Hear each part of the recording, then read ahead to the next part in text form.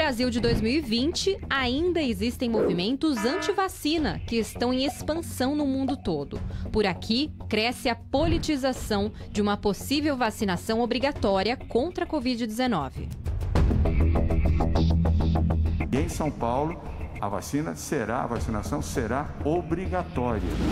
Não será obrigatória essa vacina e ponto final.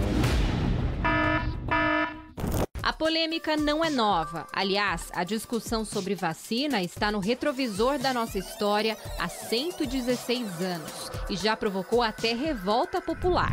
Rio de Janeiro, 1904, cidade que naquela época não era nada maravilhosa. A então capital do país enfrentava doenças sérias como a peste bubônica, febre amarela e varíola e tinha graves problemas sanitários. Até agências prometiam viagens sem passar pelo Brasil, tamanho medo dos turistas.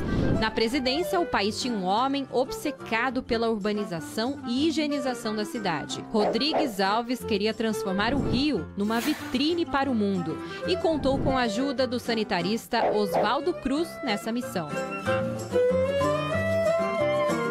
Na luta contra a peste bubônica, por exemplo, Oswaldo Cruz chegou a oferecer dinheiro para quem capturasse ratos e entregasse a ele. Foi inventado todo um folclore em torno de Oswaldo Cruz, de que ele era o grande caçador de ratos, mas havia um propósito científico naquela circunstância, um propósito científico e sanitário. Na batalha contra a varíola, a arma era a vacina. Oswaldo Cruz era um cientista que sabia que a melhor maneira de acabar com epidemias era vacinando a população. A vacinação se tornou obrigatória, só que naquela época isso significava ter a casa invadida por agentes e ser vacinado à força.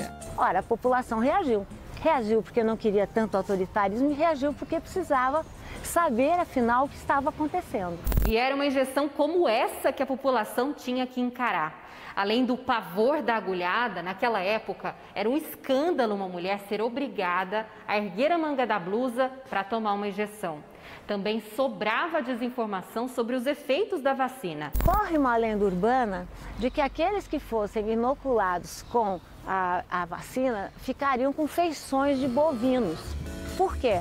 Porque o começo dessa história da revolta da vacina foi quando eles descobriram que aqueles profissionais que ordenhavam o gado ou não eram contaminados pela varíola ou eram contaminados por uma versão bem mais fraca da varíola.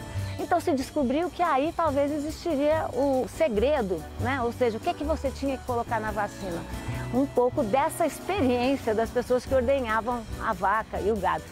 E aí, a população disse o quê? Vai ficar todo mundo com cara de boi e de vaca. Naquele Rio de Janeiro inflamado, a população tomou as ruas para protestar e fez da cidade uma praça de guerra. A polícia agiu com violência. A revolta terminou com mais de 30 mortos, 100 feridos e 900 prisões. E com a vacinação compulsória cancelada. 4 anos mais tarde, quando o Rio foi atingido pela mais grave epidemia de varíola da história, o povo correu para ser vacinado.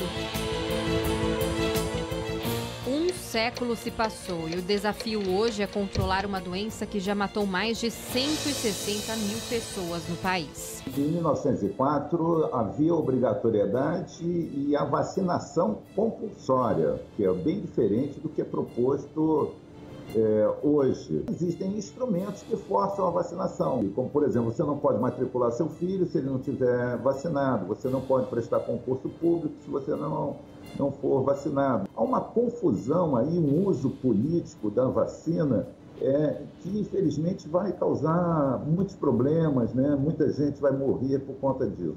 Para a historiadora, o episódio traz algumas lições para o que vivemos hoje com a pandemia do coronavírus.